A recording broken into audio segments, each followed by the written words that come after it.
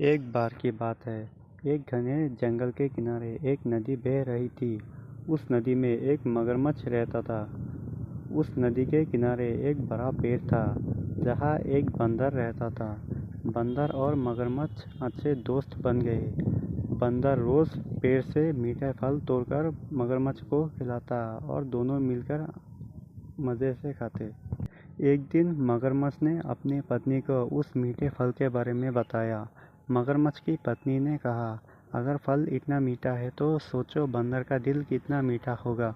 मुझे बंदर का दिल खाना है। मगरमच्छ अपनी पत्नी की बात से हैरान रह गया, लेकिन उसने सोचा कि पत्नी को खुश करने के लिए उसका कहना मान लेना चाहिए। मगरमच्छ ने बंदर से कहा, मेरे घर चलो, मेरी पत्नी तुमसे मिलना चाहती है। बंदर मगरमच्छ के पीठ पर बैठ गया और दोनों नदी पार करने लगे।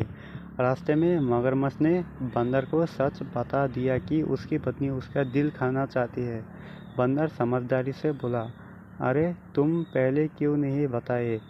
मेरा दिल तो पेड़ के पास ही रह गया। मुझे वापस ले चलो, मैं दिल लेकर आता हूँ। मगरमच्छ बंदर को वापस पेड़ के पास ले आया। जैसे ही बंदर पेड़ पर चढ़ा, उसने मगरमच्छ को कहा, तुमने मुझे धोखा देने की कोशिश की। मैं तुम्हारा दोस्त था, लेकिन तुमने मेरी दोस्ती का गलत फ़ायदा उठाया।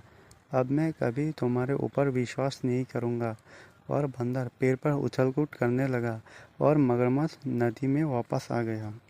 इस कहानी से हमें ये सीख मिलती है कि हमें अपने दोस्तों पर विश्वास और वफादारी बनाए रखनी चाहिए और कभी किसी को धोखा नहीं देना चाहिए।